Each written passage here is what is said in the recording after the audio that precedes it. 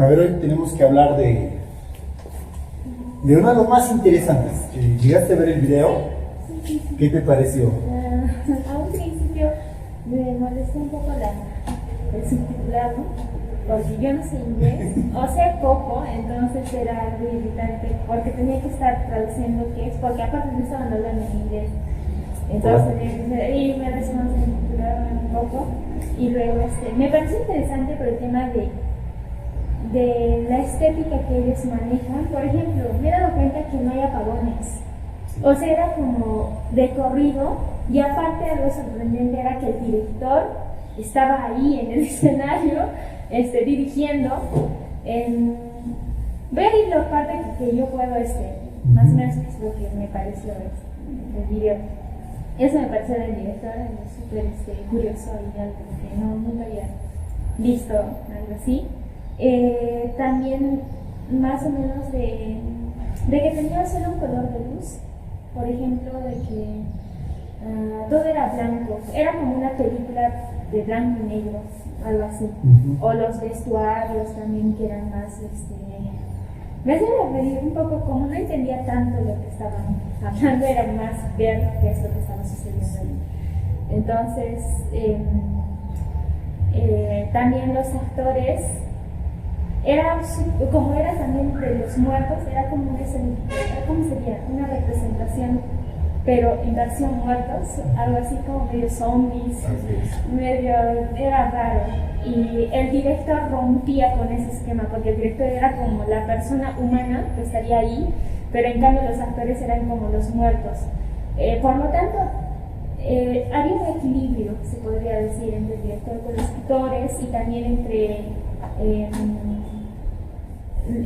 el escenario, las luces, todo había un equilibrio dentro del escenario, hasta de los vestuarios que identificaban a cierto grupo, a los soldados, ¿no? Y luego la novia que estaba ahí, y ya. Entonces me pareció súper curioso. Es un poco la idea, creo que un poco Cantor quería eso, ¿no? Por eso, porque hay una versión con subtítulos en castellano. Pero yo se los puse así porque es un poco lo que yo creo que Cantor le hubiera gustado más, ¿no? El problema con Tadeusz Kantor es que es muy críptico, o sea, hay que descifrar. Cuando él escribe es muy críptico también, entonces es de los más duros de entender de todos, ¿ya? Tiene que ver mucho con la traducción. Yo creo que hay serios problemas de traducción con Cantor, a pesar de que gente de mucho nivel ha dedicado a traducirlo, pero es muy críptico. Incluso en sus escritos, él sí escribe manifiestos, porque viene mucho el movimiento de las letras y sobre todo de las artes plásticas. Y los artes plásticos les gusta escribir manifiestos. Él escribe manifiestos, y sus manifiestos son escritos de forma muy críptica. O sea, tiene una manera diferente de escribir, no escribe normal. Entonces, yo intuyo que muchas de las sensaciones de él en el momento de escribir el manifiesto las representa gráficamente. Entonces, es una labor extra intentar descifrar. Entonces, yo he hecho mi mejor intento por descifrarlo y traducirlo en algo más o menos comprensible, porque es muy crítico, ¿ya? Entonces, vamos con lo de siempre, ¿ya? Siempre partimos por hablar de las influencias, ¿no? Podríamos decir que Tadeusz Kantor, en el mundo teatral, muy grande, más importante, está en el final de la vanguardia, de las vanguardias, ¿no? Lo que él ya viene a plantear son cosas ya distintas, ¿no? Que no siguen un esquema dramático. Entonces, su presencia constituye el final de algo y el inicio de algo nuevo. Para Fernando de Toro, que es un semiólogo teatral, el más brillante después de Westphal, en mi opinión, algunos prefieren a París o prefieren a Fischer-Lichte, pero yo prefiero a Fernando de Toro porque es muy claro. Para Fernando de Toro, la presencia de Cantor constituye una etapa intermedia entre lo que se denomina moderno y lo que empieza a ser postmoderno. Entonces eso ya tiene una carga muy importante. En algunos escritos, tú vas a ver, en algunos documentos de historia del teatro, vas a ver que ponen a Tadeusz Kantor sobre Jerzy Grotowski. ¿Ya? ¿Cómo sobre? O sea, en relevancia. Ah. Para mí es Grotowski, pero ya intentando salir de mí mismo, la relevancia de Kantor es fundamental porque él empieza a desarrollar un modo de hacer teatro sui generis. Nadie hace teatro como él, nadie ha hecho teatro antes como él. Es demasiado diferente, es un salto cuántico entre lo que se entiende por teatro y lo que es teatro en la actualidad. O sea, Kantor le abre la puerta a los grandes maestros actuales y eso lo vamos a ver con un ejemplo básico, ¿no? Entonces, ¿cuáles son las influencias de Kantor? Kantor es polaco en primer término y es coetáneo con Grotowski. Muere unos años antes, pero es coetáneo con Grotowski. Pero sin embargo es absolutamente, casi, no ni siquiera absolutamente, es radicalmente diferente, por no decir radicalmente opuesto. Grotowski venía del área de Stanislavski, un teatro lógico, dramático, un poco aislado de las vanguardias. Sin embargo, para la historia del teatro, Grotowski pertenece a las vanguardias. Yo lo pongo como una vía al margen. Grotowski está al margen de la vanguardia. Yo creo que Tadeusz Kantor es la conclusión de la vanguardia. Pero sin embargo ha vivido lo mismo que Grotowski. Él es mayor que Grotowski por 5 años. Me puede ser equivocado. No he sacado el término. Pero vive la misma guerra, con la diferencia de que él radica en Cracovia. Entonces él está en la guerra y está durante la ocupación. Entonces, ¿cuál va a ser su influencia más fuerte? Inicialmente es la Segunda Guerra Mundial, pero no pasa con Grotowski, que Grotowski es niño en esa época, adolescente, preadolescente, niño, preadolescente, y acaba siendo desplazado, ¿no? Huyendo. A él le toca estar en la misma guerra. Y cuando llegamos a la biografía vamos a hablar un poco de cómo le tocó estar en la guerra. Entonces, la Segunda Guerra es una conflagración ocasionada por la Primera Guerra Mundial, y el reparto del territorio entre los ganadores deja de lado los países menores como Polonia. Entonces, el Tratado de Versalles es, según los historiadores, gran causa de la Segunda Guerra Mundial. Si ese tratado hubiera sido más humanitario, en muchos sentidos, con muchos del bando perdedor de la Primera Guerra, no hubiera existido una segunda. Pero como el tratado es mezquino y es con un tono muy altanero, muy peyorativo a los perdedores, empieza un proceso en 50 años de mucho atraso económico, especialmente en los países pequeños como Polonia. Mientras, tras la Primera Guerra Mundial, Inglaterra, Francia, Alemania ya tienen tanques, Polonia todavía tenía caballería. Y cuando entran los Panzer, los arrasan, pues. ¿Cómo comparas un Panzer, tanque de altísima tecnología, con una caballería? O sea, no hay manera. Entonces hay un desgaste económico ya en Polonia previo a la Segunda Guerra Mundial. Y hay una desazón popular, un sentido de tristeza hegemónica en el país.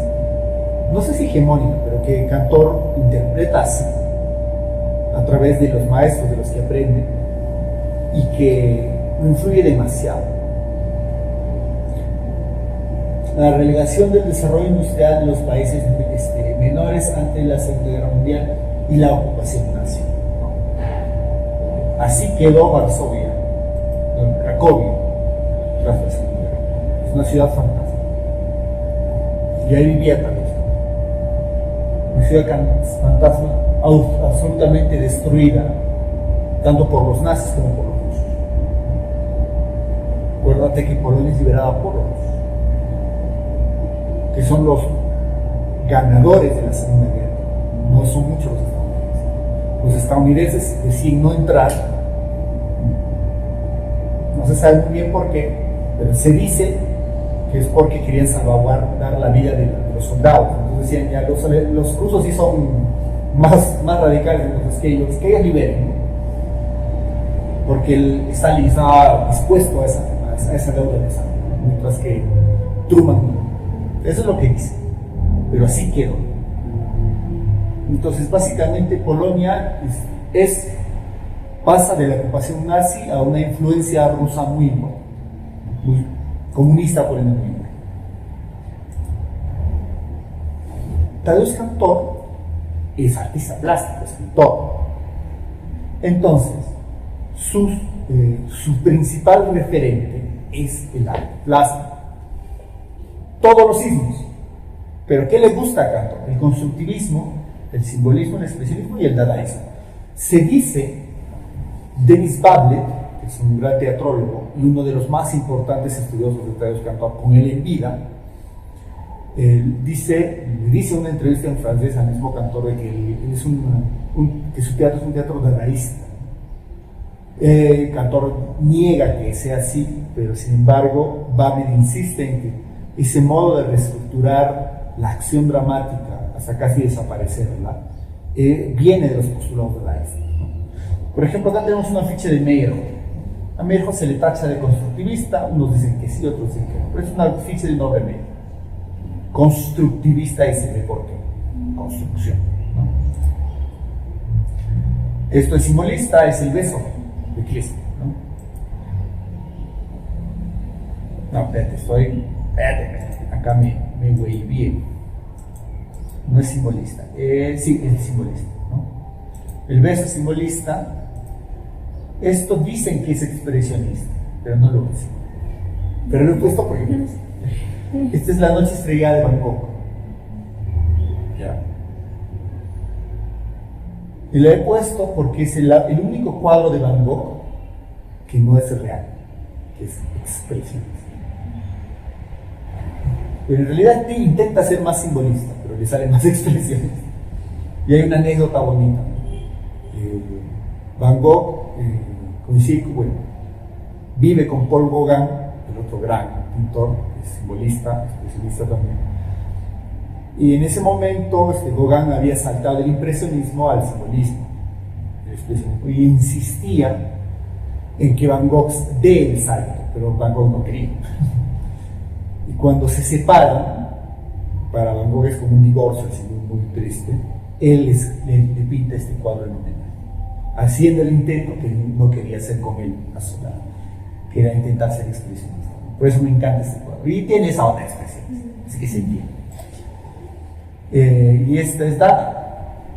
Los Dada vienen de la mano del collage.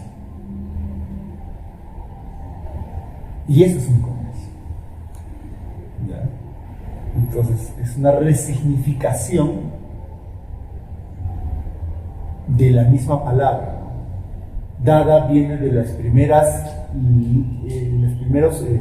sílabas que pronuncia un bebé en francés. En castellano es gaga, es decir que en francés es dada. Entonces, para los dadaístas hay una necesidad de volver a repensar el lenguaje artístico. Es como volver al momento en que el bebé dice dada, dadaísmo. Entonces ahí se entiende un poco más a Tadeusz Kantor, desde el dadaísmo, pero en realidad desde cualquiera de los ismos. Y él es artista plástico, es escenógrafo, llega al teatro siendo escenógrafo. No estudió teatro, nunca estudió actuación, es un artista plástico. Por supuesto, Tadeusz Kantor, Antoine Artaud. ¿Qué concretamente de Antoine Artaud? La noción de doble. De crueldad también, pero más concretamente de doble. De eso va a hablar el mismo Kantor. Y Sir Edward Gordon Craig, hemos hablado de él en las vanguardias. Y esto es lo que escribe Kantor sobre Craig. Dice: el postulado de Craig, recuperar la marioneta, desprenderse del actor vivo. El hombre criatura de la naturaleza es un cuerpo extraño dentro de la estructura abstracta de la obra de arte. Craig decía que lo peor que le ha podido pasar al teatro es la aparición del actor. Entonces él decía que en la imposibilidad de controlar plenamente al actor es necesario reemplazarlo por una super marioneta que pueda hacer todo lo que tú quieras que haga y sin que no tenga voluntad, pues. O sea, que te permita ser un artista del espacio. Los directores somos artistas del espacio, los coreógrafos también, por supuesto. Entonces, imaginas a Craig marcando al actor así, muy, muy detalladamente, y de pronto se inspiró en ese momento y en lugar de poner la mano acá, la puso acá. ¿Te imaginas cómo se ponía Craig? Humanos, maldita sea los humanos. Entonces, esa noción es importante para Cantor, pero Cantor la evoluciona. Hay muchas más, por supuesto, pero quizá la más importante es esta, que hemos hablado de ellos con Grotowski, pero Grotowski los toma porque de cierto modo son los dramaturgos de moda en Polonia. Sin embargo, para Cantor son su Ave María, su Padre Nuestro, son su creencia, y la noción que tiene de teatro Cantor va a venir de Mickiewicz, ¿no? Ahorita vamos a ver. Los tres dramaturgos de la forma pura, ¿quiénes son? Ya se sabe: Witold Gombrowski, Bruno Schutz y Stanislaw Ignacy Witkiewicz, más conocido como Witkasi, así le decía su chavo, ¿no? Witkasi es filósofo, y a los artistas, los tres son todólogos, son filósofos, son escritores, son artistas plásticos, son fotógrafos, son realizadores audiovisuales, son cineastas, en esa época no había realizadores audiovisuales, son cineastas, son eruditos, son gente muy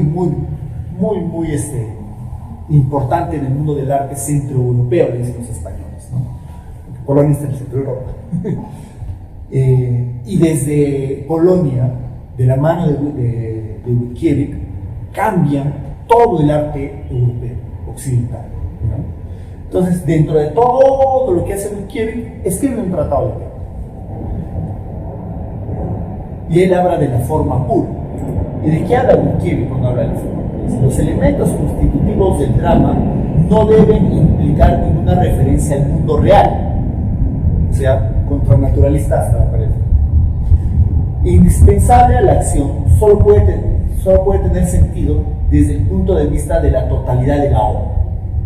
Cualquier dramaturgo tendrá derecho a romper las relaciones de causa y efecto, deformar a su gusto no solo la psicología, sino también los hechos, los gestos de sus personajes. El artista únicamente puede encontrar la forma pura al precio de la deformación de la vida y la naturaleza. ¿Con qué se está metiendo aquí? Se está metiendo con Aristóteles, de manera muy consciente. Entonces, ¿qué te está diciendo? Dos cosas. Que no puedes contar historias aristotélicas, o sea, inicio, desarrollo, fin. Que la única manera de representar la realidad es a través de romper ese paradigma, ese bloque monumental que es la estructura aristotélica.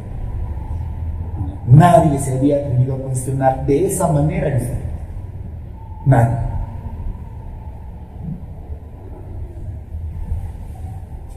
Si es que, por ejemplo, Grotowski hace unas adaptaciones muy interesantes, unas intervenciones, no adaptaciones, incluso intertextualidades sobre obras, sin embargo suele respetar ciertas cosas de la estructura aristotélica. Acá Mickiewicz te pide que no.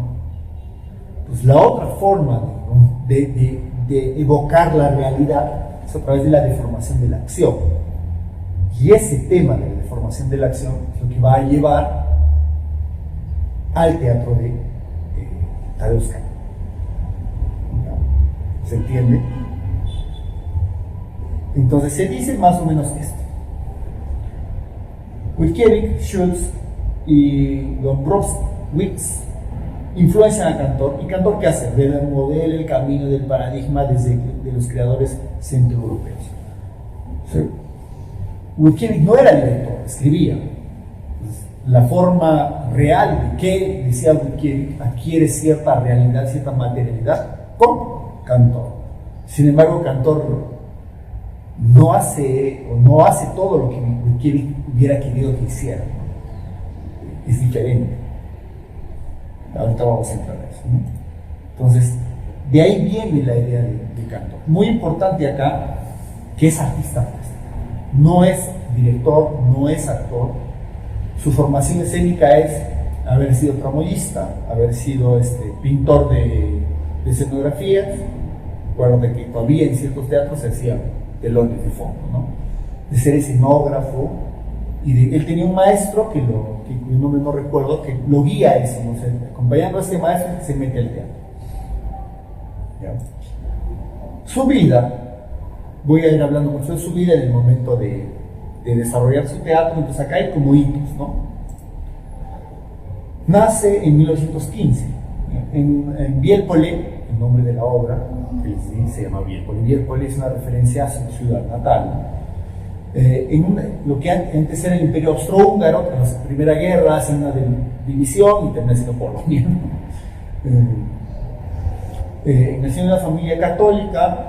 Su padre va a luchar a la Primera Guerra Mundial, regresa, pero no regresa con su familia, sino que se establece con otra mujer en otro lugar.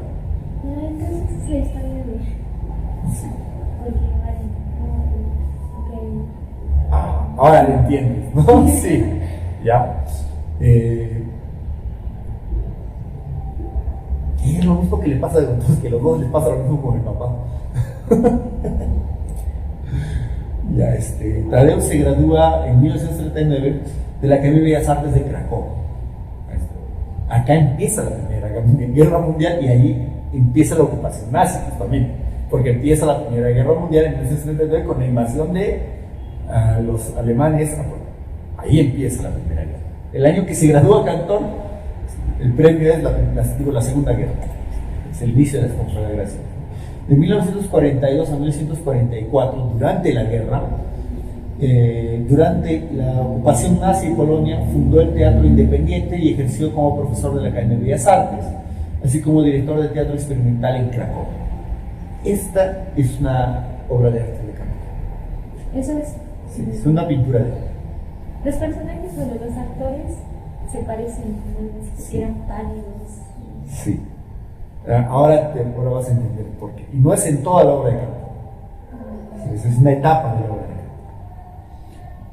Entonces él ya se pone a hacer teatro. ¿Dónde hacía teatro? En los búnkers. Está invadiendo los nazis. Ya vamos al búnker a hacer teatro. Más o menos así. Pero imagínate, la idea de Cantor de hacer teatro tiene mucho que ver inicialmente con la idea de resistencia política. Una resistencia nacional. Desde ahí dirige Cantor. O sea, es bien interesante. En 1955 forma un nuevo ensamble teatral con un grupo de artistas visuales, Kriko Tos. Esa es su compañía. Su compañía se llama Kriko Tos. Y lo interesante de Kriko Tos en relación a cualquier otra compañía de teatro, de la relevancia de Kriko Tos, es que está compuesta por no actores. Eventualmente aparecían actores, pero es una compañía semi-amateur, por no decir amateur totalmente. ¿Quiénes van? Gente curiosa, sobre todo mucho artista plástico. Un actor normal, un actor formado, no aceptaría hacer las cosas que intentaría hacer. Porque tienes voluntad creativa, entonces no te dejarías dirigir así. Pero eso es muy interesante. Él lleva el nivel del teatro amateur a otro nivel, porque él es un artista increíble. Él fallece en Cracovia sin poder asistir al estreno de su último trabajo y es un cumpleaños en 1991. ¿En qué año murió Tadeusz Cantor? Ya habiendo finalizado los ensayos, cae enfermo, fallece y nunca ve el estreno de su última obra, que sí se estrena. Hoy es mi cumpleaños. Ahí está el busto de Tadeusz Cantor en Cracovia. Ese es su vida. A grandes rasgos, ¿no? Pues vamos a lo que es importante para los fines que estamos hablando, ¿no? El teatro de Carlos Cantor. Son también episódicos, ¿no? Y como buen heredero de los artistas plásticos, Cantor hace un manifiesto por cada etapa de su trabajo. Todos son manifiestos. Entonces están muy claras sus intenciones todo el tiempo. El problema es el que te decía al inicio, es que es críptico. Hay que descifrarlo acá. La primera etapa se llamó teatro independiente o clandestino, que es la época en la cual él hacía teatro en el búnker y al mismo tiempo era docente. Se dice que es más o menos entre 1942 y 1956. ¿Ya? Acá estoy citando a Cantor porque no me atrevo a descifrar, o sea, a simplificar. Una obra de teatro no se ve. Pues ya te está hablando de una búsqueda teatral fuera de la razón, fuera de los sentidos primordiales, como en la vista. Es una obra más total en el sentido de Wagner, ¿no? Arte total. El objetivo no consiste en crear sobre el escenario una ilusión lejana y segura. Estoy diciendo así. El objetivo no consiste en crear sobre el escenario una ilusión, sino en ofrecer una realidad tangible, tan tangible como el público. Entonces, lo que hace Cantor es crear una palabrita que a mí me encanta, que viene de la literatura, la teoría literaria, cronotopos. ¿Alguna vez has escuchado cronotopos? No es de... ¿cómo se llama el escritor? Sí. Creo que es de Barthes, no sé, uno de esos, es teoría literaria. Ya. O puede ser también Lyotard, bueno, no sé de quién es, habrá que buscar. Un cronotopo es una realidad como alternativa. Es un lugar y un tiempo creados ficcionalmente. Entonces, para Cantor, en esta etapa, lo más real viene de la idea del cronotopo. ¿Ya? Entonces, él crea una realidad objetiva, tangible, palpable. Entonces, su teatro está muy vinculado con la noción de objeto físico. Sus escenografías están llenas de objetos físicos. Sillas, ¿no? Objetos de desecho en muchas cosas, ¿no? En ese sentido es tangible. ¿De dónde saca eso? De Micheli. No, es lo que dijo Micheli. Lo está haciendo. ¿Ya? El desarrollo de los acontecimientos es espontáneo e imprevisible. ¿Ya? Es muy improvisado. No en el sentido de improvisación que te imaginas de que el actor hace lo que le da la gana, sino en el sentido de seguir una estructura, improvisar dentro de la estructura, pero en una noción que más adelante él va a desarrollar más puntualmente, en la noción de lo inacabado, no de lo no pensado, sino de lo inacabado. Son cosas diferentes. La deformación de la acción. Entonces, eso es lo que decía el mismo Wickiu, ¿no? Había que deformar la acción. ¿Cómo deformas la acción? Amplificas cosas, reduces cosas. Y él se permitía eso, ¿no? Cosas gigantes, cosas pequeñas, velocidades,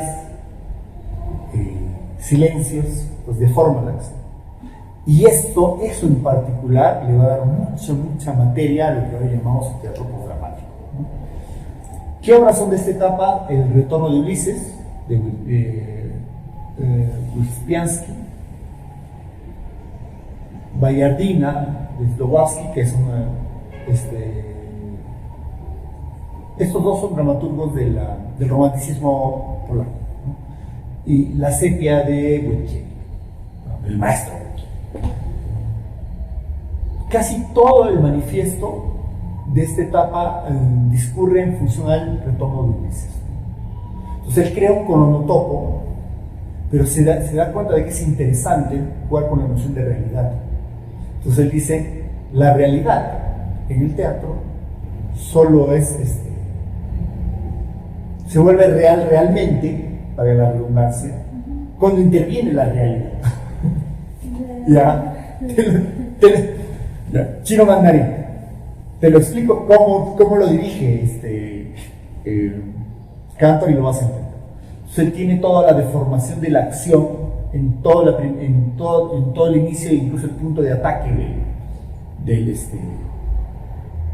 la obra. No es el retorno de Ulises, entonces la Odisea. Entonces, el último acto, que es cuando Ulises efectivamente regresa a Ítaca, se deshizo de todo el cronotopo y ese acto lo hace de manera realista. Entonces le está dando un impulso de realidad, casi de llevarlo al hiperrealismo, que es una corriente dramatúrgica de los 90, más o menos, 90, 2000. Pero en realidad él lo lleva escénicamente. ¿Te das cuenta de lo que es? Te muestra un cronotopo y dices, ah, qué bacán, y de pronto, ¡pum!, realidad. Y no hay realidad más real que esa, porque es realidad fundamental en una irrealidad. Eso a nivel simétrico sería signo del signo del signo del signo. Pero se está significando una y otra vez hasta llegar a la significación simbólica de la misma realidad. La realidad se simboliza a sí misma. Entonces, el tipo es brillante. Y eso es a lo que se refería Kiev cuando hablaba de realidad. Para hacer algo real, te presentó primero una irrealidad, un cronotopo. Y de ahí te mostró realidad. Y esa realidad, en contraste, es mucho más intensa. Muchísimo más. Es hiperrealidad. Ok, ya. Sí, ya. Entonces te das cuenta, el tipo es brillante, ¿no? Es un genio también, claro que sí.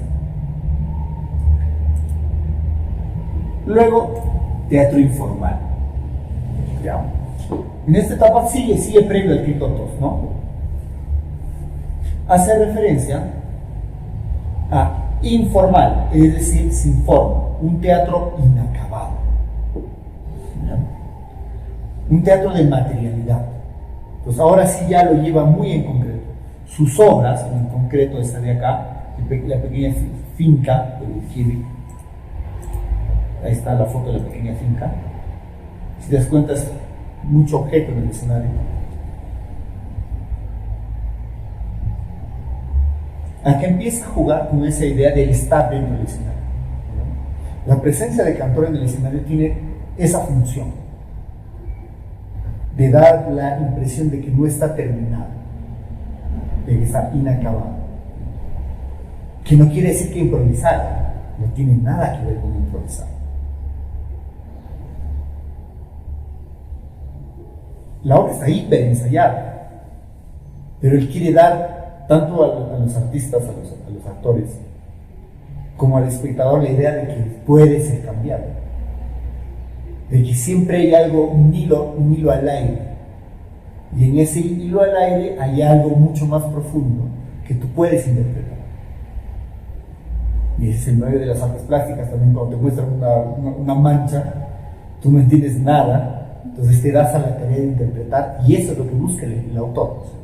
Entonces, al inacabar su teatro, Cantor te está invitando a completar esa información. Por eso es que Cantor estaba todo el tiempo en sus obras. Y el hecho de que estaba en el escenario, ¿eso sí no era improvisado? O sea, no. ¿La parte del director estar en el escenario o era en los ensayos? Ellos ensayan todo el tiempo con él en el escenario. Claro, ¿qué cambia?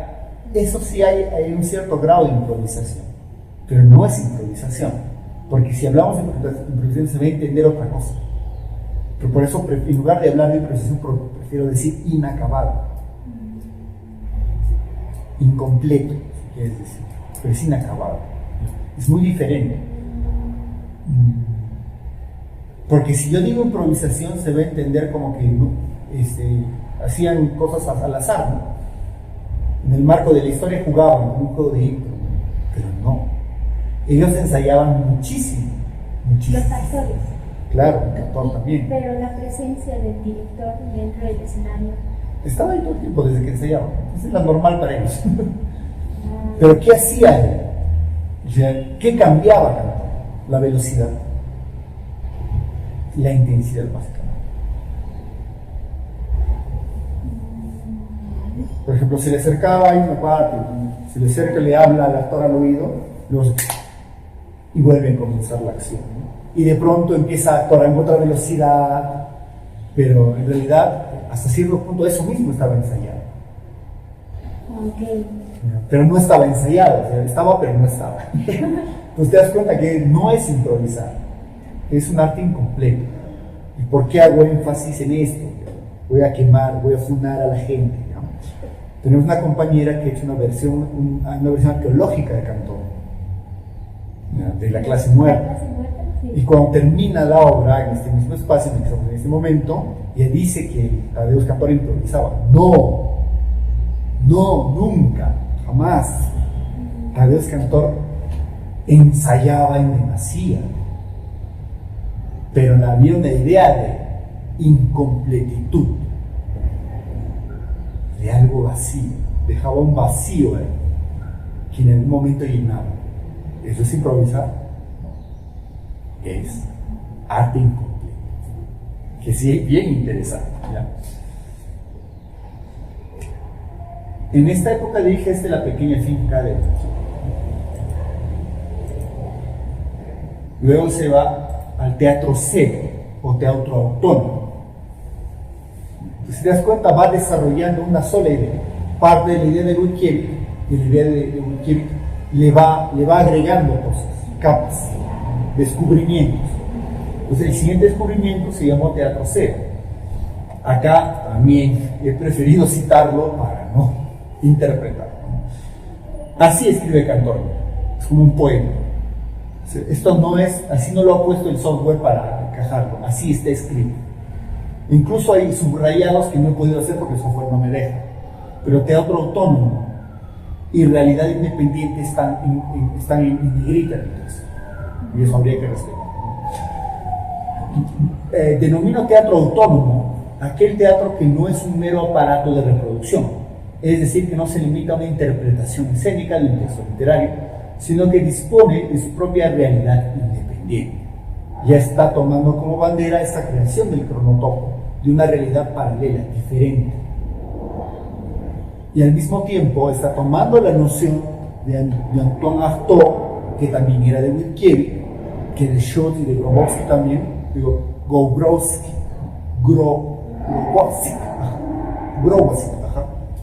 cuán difícil es el polaco para mí, de no tener una estructura aristotélica y de permitirse jugar con el mismo texto de Witkiewicz, ¿no? De moverlo, transformarlo. Entonces acá ya está una identidad diferente. Y acá lo aclaro un poquito más. Es el proceso, el teatro cero, ¿no?, de desintegración de la ilusión y la única oportunidad de reencontrarse con la realidad. Entonces, está cogiendo la realidad. Es como que la realidad es un jarrón. Lo tira al piso y crea otra cosa con las piezas del jarrón. Pero vas a encontrar un jarrón en proceso de creación, en el resultado del proceso de creación. No hay jarrón. Hay una ruptura con el referente, el simbólico. De eso vamos a hablar en la última sesión, si es que hay última sesión. Porque si no vienen, ya no vamos a hacer más.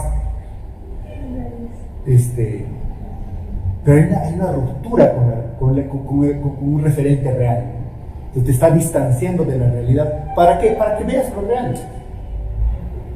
A través de un contraste, no a través de la realidad misma. Se está ahí metiendo con el mismo componente de la realidad. Está jugando con tu lógica. No en el sentido de, por ejemplo, de los dramaturgos del absurdo, que tienen escenas desarrolladas de manera lógica, solo que la siguiente no tiene lógica con la anterior. Él se mete mucho más profundo que eso. O sea, no va a tener escenas reales, nunca. Las está fraccionando todo el tiempo. Es otra cosa. Ya, es una cosa diferente. Está desintegrando la realidad. Es muy interesante la noción. Loco y la monja de Witkiewicz es la obra de esta época. Ahí está Loco y la monja de Witkiewicz. No es Loco y la monja, pero bueno. luego viene una etapa paralela, no es como que esa parte, es como que mientras hacía teatro cero y empezaba el teatro imposible, él hacía happening. ¿Y qué es el happening? No es lo mismo happening que performance. La performance es una expresión muy individual del performer.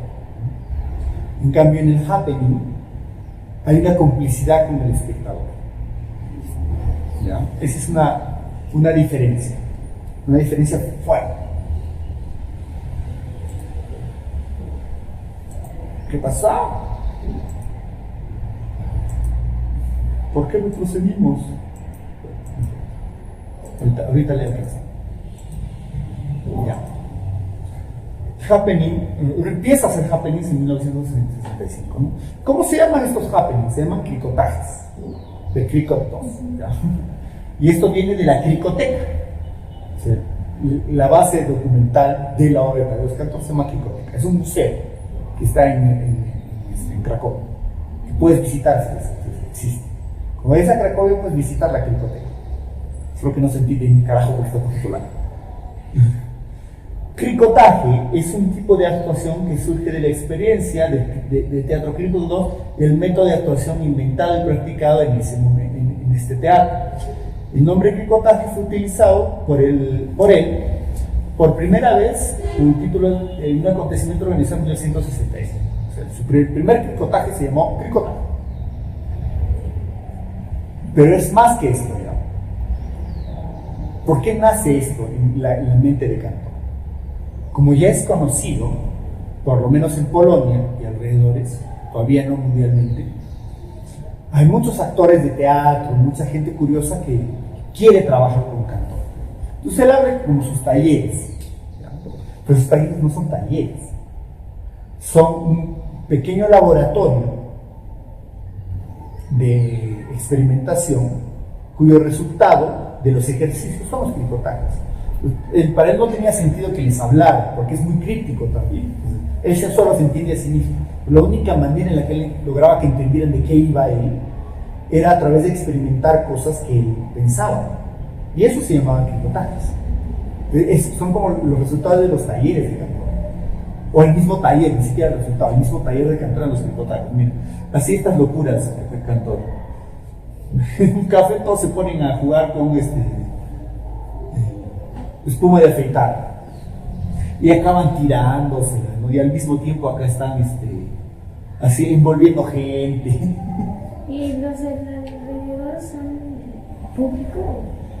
Es que en el happening no hay público, porque o sea, ellos saben que están entrando en un happening y están cumpliendo un rol concreto y se prestan a ello. Entonces todos al final acaban jugando tirándose con espuma de afeitar. Esta es una serie de fotos y al final están todos espuma de afeitar por todo lugar, ¿no? Todos participan. Esa es la diferencia con el performance. En el performance sí hay cierta participación, pero no es como establecida. Es como que más sorprendente. Y esta es el happening más importante que él dirige, que está incluso la puedes ver en Vimeo. Está subida en Vimeo por la Cricoteca. Se llama Panoramic Sea, que es un happening en el cual un actor polaco, que no recuerdo, entra a este púlpito y empieza a dirigir como si fuera la orquesta, pero que está dirigiendo las olas del mar. Y el público que sabe que está yendo a eso se sienta con sus butacas de playa. Entonces el público es partícipe. Por ahí está Kantor con sus shorts, así. Hay unas fotos bien chistosas de Kantor con su toalla acá y su short. Y ese es el mar Báltico, si no recuerdo. Pero mira esa imagen, qué hermosa. Es hermoso. Es un director de orquesta dirigiendo en esa radio. Increíble. Esas maravillas de mi encanto. Panoramic sí lo puedes buscar en Vimeo.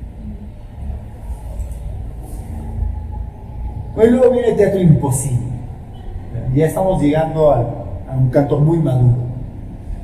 El manifiesto sale en 1969.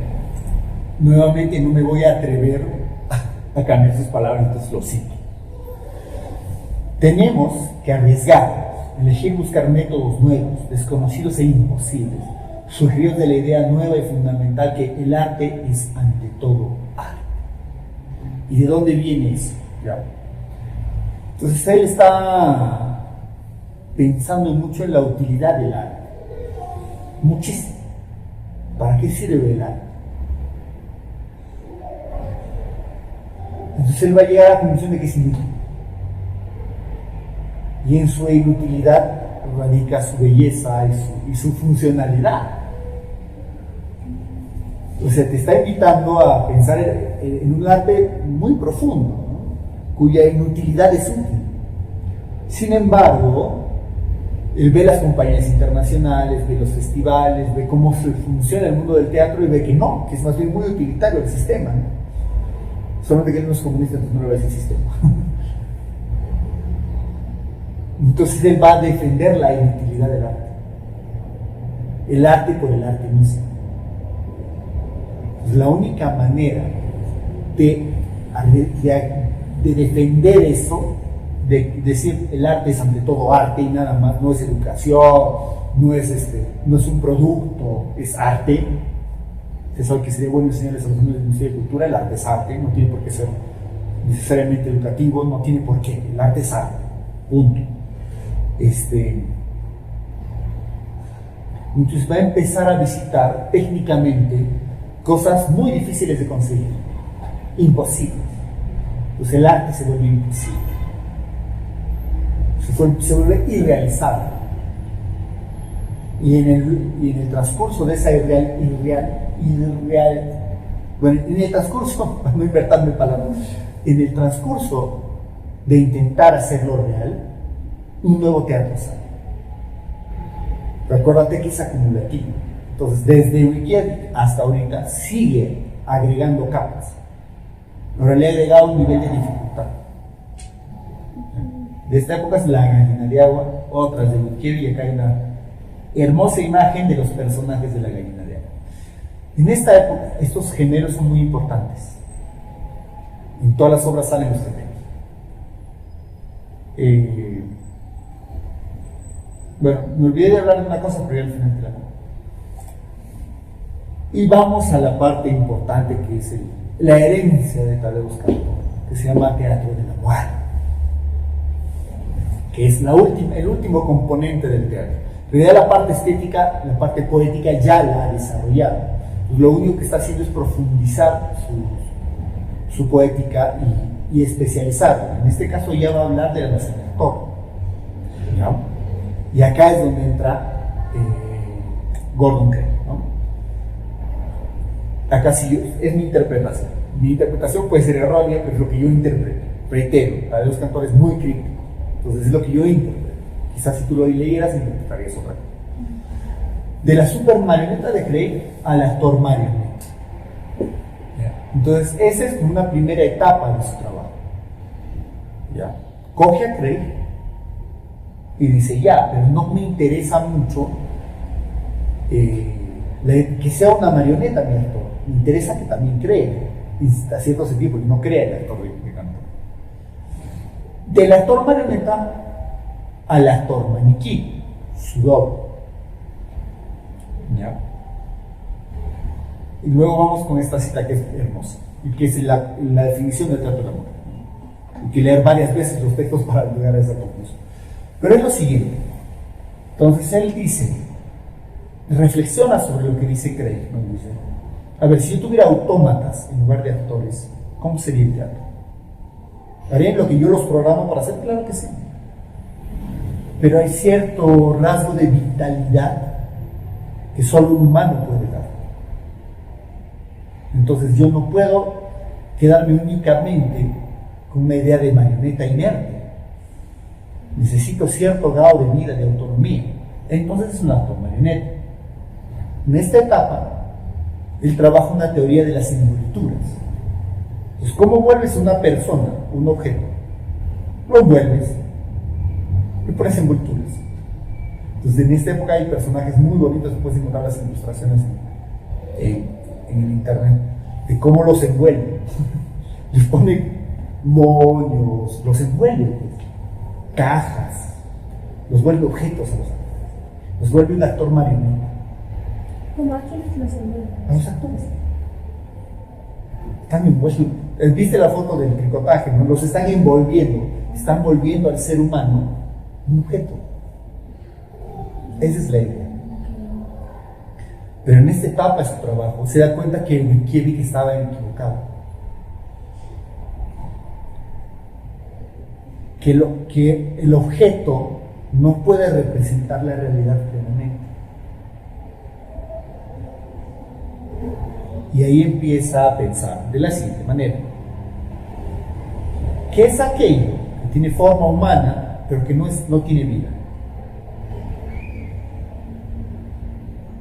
Un maniquí. Y si tú te pones a ver, por ejemplo, ¿no has visto maniquís desnudos agrupados? Y en la noche asusta, ¿no? Te da una sensación de sentirte observado, de que tuviera vida, de que es un desecho, es un humano privado de vida, ¿no? Entonces esa sensación a Pérez Cantor le alucina. Entonces se da cuenta de que el actor, para él, no debe ser un objeto, debe estar entre lo inerte de la marioneta y la vida, en el medio del actor. No está ni vivo ni muerto, está en el medio, está en el tránsito, si quieres decir. Y ahí es donde ves que sus actores se mueven, pero están muertos, se ven como muertos. Y ves sus dobles. Entonces él empieza a jugar con la idea de reemplazar al actor como maniquí. Entonces él le interesa la idea de redundancia. Entonces pone al maniquí y el actor juntos. Y están tan bien elaborados que no sabes cuál es cuál. Sí, por ejemplo, usaron en el video también maniquíes. O sea, cuando empezaron a lanzarlo a la chica, que era un maniquí, yo creí que era la chica. Sí. Y luego empezaron a llevarse, y era como si realmente fuera una chica que se había echado, enfocaron sus pies y todo eso. Entonces, creí que era una persona o una actriz que estaba. Pero luego, no, al final era un maniquillo. Dije, qué raro, ¿cómo así? Pero es interesantísimo, ¿no? Entonces, en la clase muerta, por ejemplo, pone a los maniquís al lado. Entonces es muy interesante esa reacción humana que tienes. Hay un nombre para ese efecto, que es el efecto de los muñecos. Cuando tú ves un muñeco humano, inevitablemente te produce miedo, porque tiene forma humana, no tiene vida. Entonces es interesante jugar con esa duplicidad. Otra noción que sale en esta época es el parade, ¿no? Parade es desfile, pero el desfile así de pasacalle, parade pasacalle. Entonces, si te das cuenta, bueno, en Billboard no hay muchos, pero en la clase muerta sí. Si has visto la versión de Rocío, hace ella también parejas. No, sí vi la versión, pero no asistí. Están todos los actores y nosotros y hacen una rotita, pues literal. Pero eso tiene un sentido. El sentido de reiterar, el sentido de jugar con el tiempo. Se tiene varias acepciones, pero en todas sus obras hay correctas de esta época. Entonces ahí llega esta conclusión a través de la reflexión del maniquí, ¿no? Dice: la vida se puede expresar en el arte únicamente a través de la falta de vida, a través de la apelación a la muerte, a las apariencias, a través del vacío, de la ausencia de mensaje. Acá te está hablando algo muy posmoderno, ¿no? No te quiero decir nada. Ay, no te quiero decir nada. ¿Cómo actúas sin decir algo? Es inconsciente. Sin embargo, él lo hace. Y en ese no decir nada, inevitablemente el cerebro del humano completa información. Pues genera un mensaje en su cabeza. Y esa es toda la idea de los sismos. Y esa es la idea más posmoderna de la vida. Ahí está el teatro posmoderno. Sin embargo, por ejemplo, para Hans Lehmann, Pérez Cantor no es todavía teatro posmoderno, porque todavía tiene rasgos dramáticos. Entonces está justo ahí en el tránsito, ¿no? De esta época son las grandes obras: La clase muerta, basada en tumor, tumor cerebral se llama la obra, ¿no? De Butkiewicz, Bielpole, que es un intertexto, son varios textos que él pone, ¿no? Que él junta y crea una obra diferente, que revienten los artistas, nunca debo retornar y hoy es mi cumpleaños, ¿no? Especialmente en esta etapa, la obra de Cantor es muy autobiográfica. Por ejemplo, respecto a la clase muerta, esta maravilla de la clase muerta. Ahí están los paredes. Ahí está el maniquí. Maniquí. Él dice que regresa a Bielpole, ya director más o menos consagrado, ¿no? Y llega a lo que fue su escuela. Y la ve reventar por la guerra, ¿no? Y mira por la ventana y ve la puerta, una puerta toda derruida. Y le viene la idea de la obra en ese momento. Tú regresa a Cracovia y empieza a hacer. Y Bielpole es la historia de su padre, ¿no?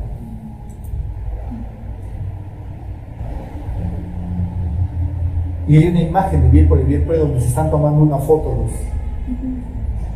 es una foto real. Al final te voy a contar unas cositas. Este es que reúne los artistas y este es hoy cumpleaños. Si te das cuenta, ya no es mucho la estética de Bielpole y la clase muerta, ya es mucho más.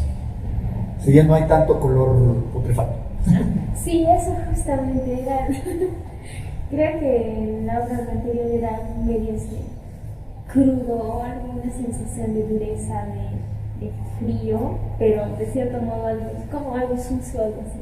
Era como. Los personajes de la clase muerta y Bielpole son cadáveres. Son cadáveres, están muertos. Sí, porque no sé. Todos están muertos. Al final te voy a contar algo al respecto, para que cuando yo leí eso entendí varias cosas. ¿Ya? Pero es muy autobiográfico.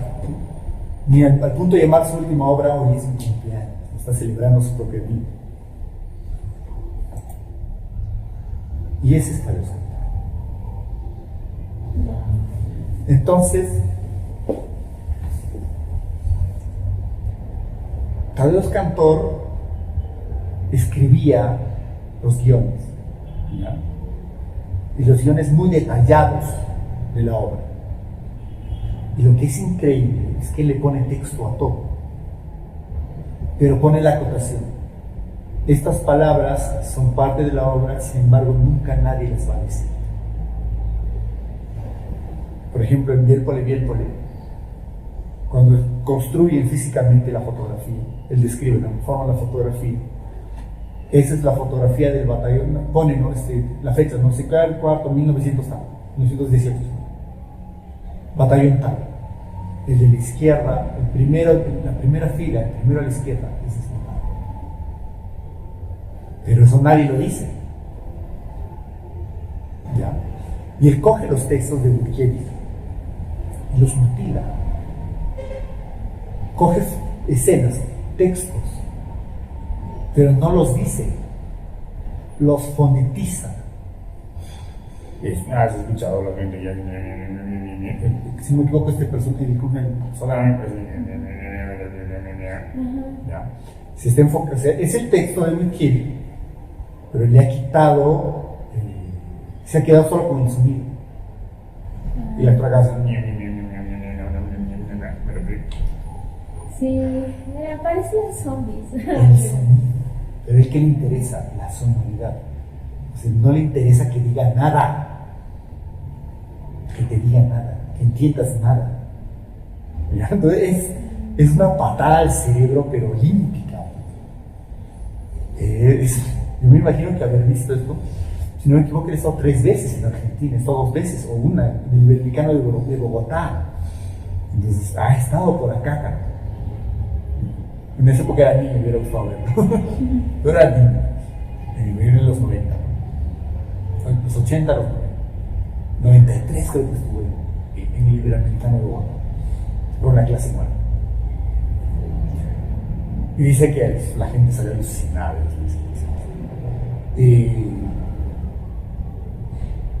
Entonces, el texto para él es bien diferente. Y hay un libro que yo tengo, que me regaló Bani, que son esos guiones. Increíble. Y me daba la molestia, no podía hacerlo con toda una hora, pero he visto el inicio de la clase, no te inicio yo previéndole. Y leer mientras ves es una delicia. Yo me imagino que él ahí sentado en una esquina donde estaba en su cabeza repetía los textos. Y si lo ves así hasta ahí.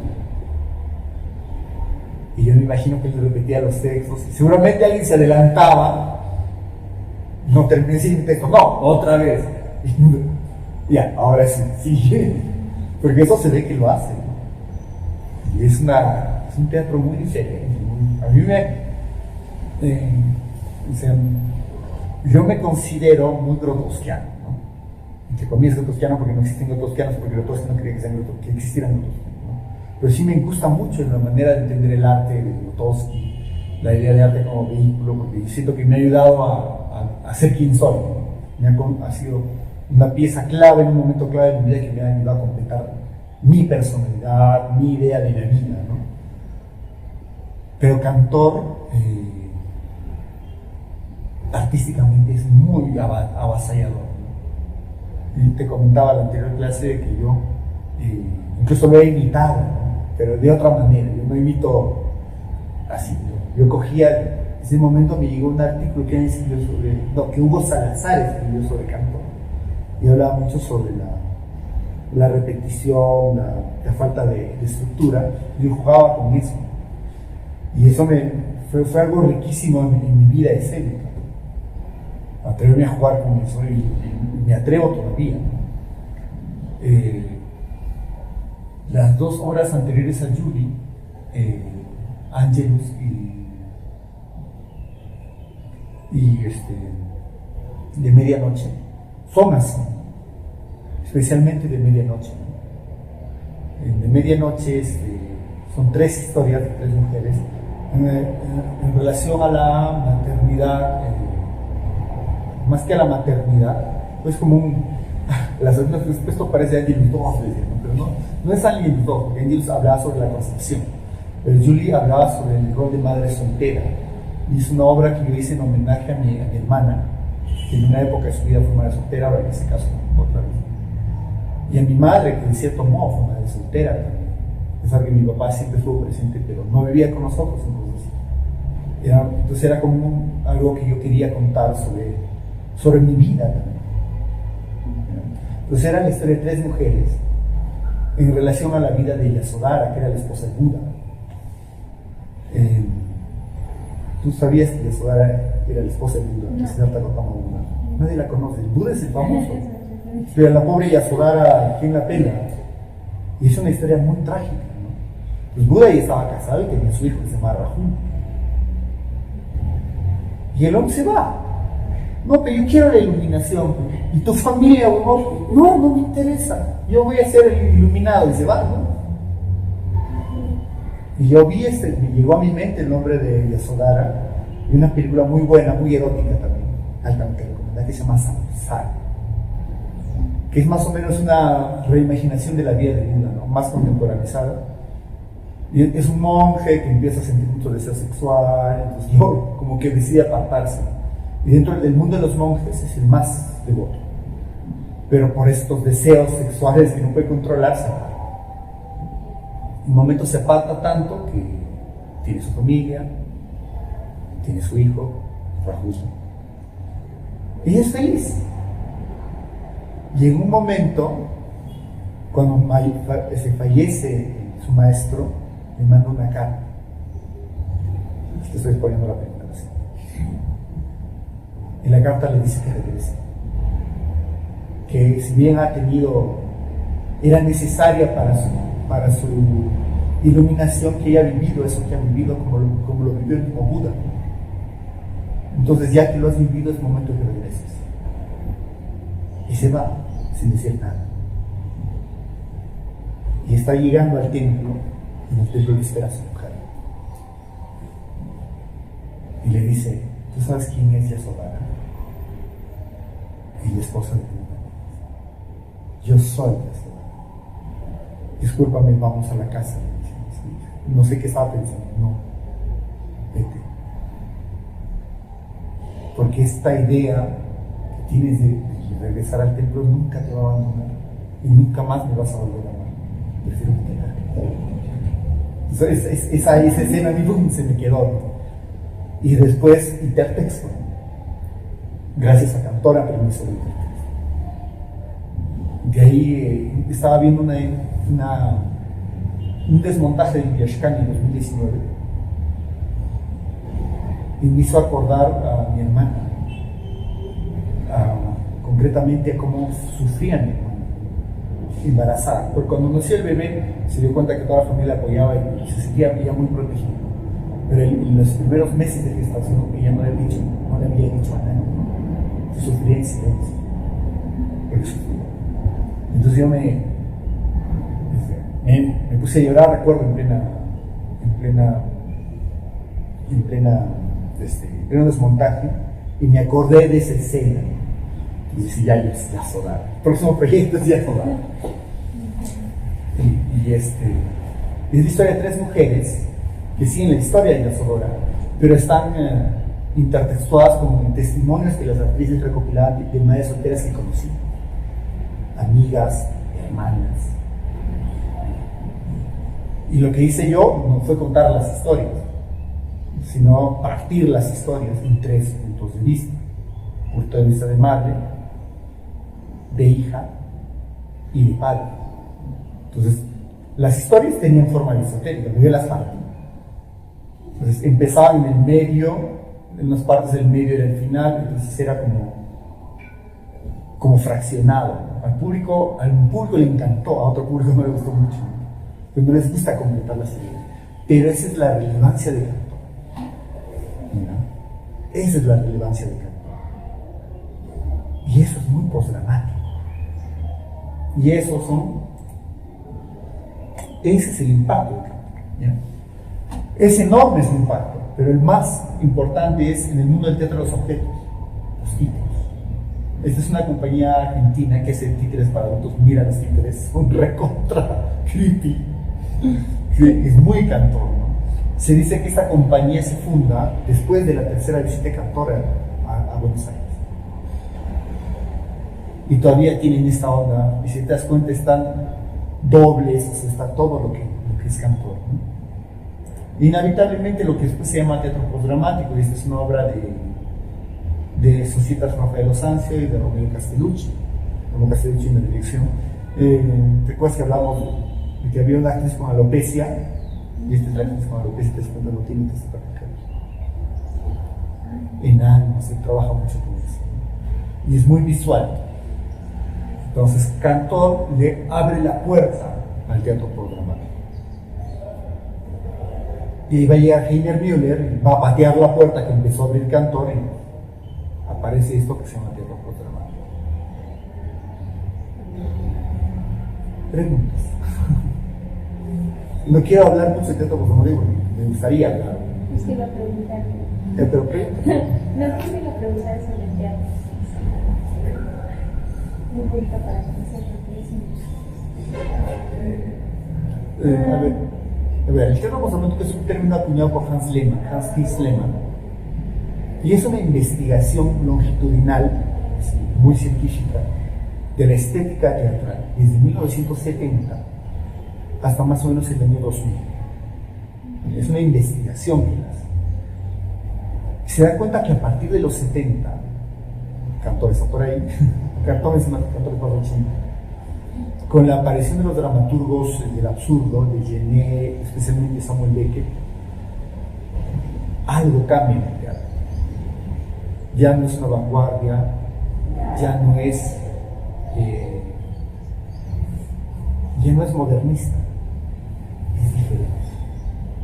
Y se da cuenta que paulatinamente el teatro se aleja de la acción. ¿Ya? Entonces drama es acción. Entonces él habla de etapas, ¿no? Una etapa predramática que es antes de Aristóteles. Cosas dramáticas van a ser después de Aristóteles. incluso va a hablar de Brecht como un tránsito también, porque acuérdate que Brecht hablaba de un teatro diegético, épico, narrativo, no mimético, no de acción, sino de narración. Entonces, ahí hay un piso, un germen que se depositó en el mundo del teatro, lo que depositó Brecht, con la epicidad. Ese germen lo cogen los dramaturgos del absurdo y rompen la historia. Después Cantor viene y rompe la forma también, la forma de la acción. Entonces de pronto vas a llegar a un teatro sin acción. ¿Te imaginas un teatro sin acción? Es imposible, pero sí existe. En el sentido de que es una acción no teatral. Porque es imposible no hacer una acción. Pero sí es posible hacer teatro con acciones no teatrales. ¿Cómo sería acciones no teatrales? Los verbos estáticos. En todo taller bueno te van a decir, necesitas acciones activas. A mí me enseñaron activo y transitivo. Activo quiere decir que implica movimiento en el espacio, transitivo que implica relación con otros actores. Hay verbos, hay acciones que no son ni activas ni transitivas. Solo somos los verbos estáticos. Esperar, pensar, sentir, recordar. ¿Tú pagarías por ver a alguien recordar en el escenario? Ahora la gente sí lo hace. Y eso es muy postdramático. Pero es un concepto muy amplio y muy raro, muy complejo. Entonces es un poco lo que Tadeusz Kantor hace. Entonces él abre esa puerta. Él abre. Sin Kantor no hay manera. Deformación de la acción, esa idea es muy importante. Pero imagínate deformarla al punto que ya no es acción. Entonces, igual seguiría siendo teatro. Sí, es teatro postdramático. Pero el teatro postdramático es una gama inmensa, ¿no? O sea, por ejemplo, para Hans Lehmann, Grotowski es postdramático. Barba es postdramático. Bueno, están ahí en el tránsito. Obviamente Heiner Müller, los grandes, así que son las referentes postdramáticas, son Heiner Müller en la dramaturgia y Robert Wilson en la dirección. Y hay una maravilla que es Máquina Hamlet de Miller, de Heiner Müller, dirigida por Robert Wilson. Entonces sí existe esa maravilla. Pero eso ya lo hablamos en su momento. Más preguntas. Yo sería más en cuanto a cómo hacía Kantor para indicabas de que sus actores eran amateurs. Por lo tanto, él les dirigía como... O sea, todas sus características de sus actores, al menos en cuanto a la palidez, Eso ¿es es en maquillaje. todas las obras? No, solamente en la época del teatro de la muerte. Pero siempre siempre tenían que parecer no vivos, pero no muertos. En el teatro de la época del teatro de la muerte sí tienen que parecer muertos. A veces están blancos. Y en ese tono verduzco azulesco que aparece en las últimas obras es típico del teatro de la muerte, porque tienen que parecer muertos. No hay nada más vivo que lo muerto. Y la luz es blanca, tiene que parecer hospital. Única y blanca. No se hace como los otros directores que tenían una concepción de incorporar en cuanto a escenografía, o las luces, o la iluminación. Tal vez cantores que no incorporaban así. Luces no, pero escenografía sí. Ajá, Pero desde la perspectiva del atrezo, es más atrezo que escenografía. Utilería. Su nombre técnico es atrezo. Deberíamos decirle atrezo, no escenografía. Digo, no útil. No, Porque escenografía no tiene. Tiene objetos en el escenario. Una puerta por ahí. Pero son objetos. Y eso es mucho del teatro de Tadeusz Kantor. Objetos muy heavy ahí en el escenario. Claro. Algo que también me pareció curioso a mí era que los actores, o al menos cómo representaban, no sé si se llama así, pero era un poco exagerado. Las actuaciones eran como que no pasa en la vida real. El ser humano no se comporta de esa forma. Entonces creo que por eso decía también que era lo opuesto a Stanislavski, ¿no? Opuesto no. Sí, no. Es una reacción. Quizás sí, una búsqueda de oposición, pero no llega a ser totalmente opuesta, porque no preside la figura humana. En la época de los embalajes sí. Por eso es que le pone embalajes a las cosas. ¿Por qué? Porque quiere deformar la forma humana, pero después no la usa, y la usa poéticamente, como una estética propia. Es muy interesante el Cantor. El actor de Cantor era una marioneta gigante. Cantor le marcaba todo. Los sonidos, cada movimiento era muy marcado. No había creación. Sin embargo, hay entrevistas, especialmente a los gemelos, que sí padecen mucho la muerte de Cantor, la sienten mucho, que se sentían muy bien siendo parte del teatro de Cantor. Pero una vez el muerto, salvo hoy en cumpleaños, ya no podía seguir haciendo, porque él estaba ahí todo el tiempo. Si él ya no estaba, ya no podían representar. No se podían quedar en el repertorio. No se ponían sus vestuarios.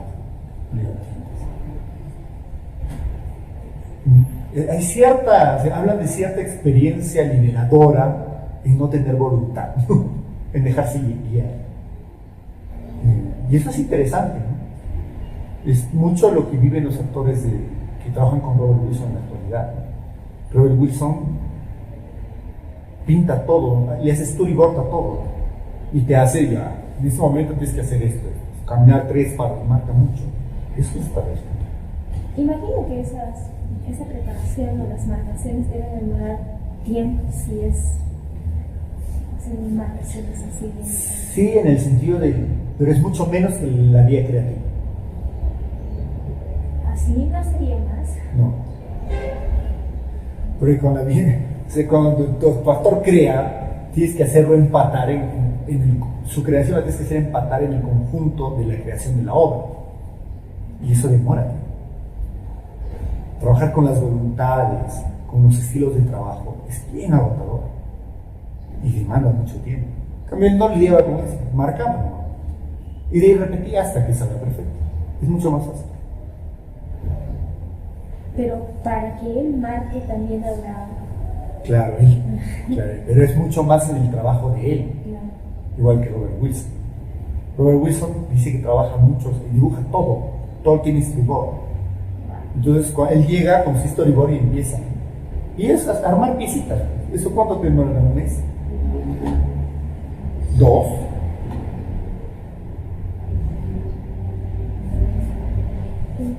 No hay vida, no hay que recrear. Y eso es mucho más fácil. Entre comillas, mucho más fácil. Yo te lo digo porque a nivel temporal es más sencillo, pero a verás. Entonces ahí cambia mucho el paradigma del director también. El director para Stanislavski es un guía de la creatividad, ¿no? Para Grotowski también. Pero sin embargo Grotowski pone su creatividad sobre la creatividad de los actores para que aparezca algo diferente. Lo mismo hace Bárbara. Porque tal vez Cantor no mostró su creatividad. Qué agotador debe ser. Y él dibujaba y pintaba. Todos sus personajes tienen pinturas, bocetos, todos. Entonces pintaba todo. Entonces cuando llegaba el montaje tenía todo muy claro. Ese es Bill Poliquin, ese es su padre. ¿Alguna duda más? No, dime. Y es todo lo que tengo que decir. Carpetas. Gracias.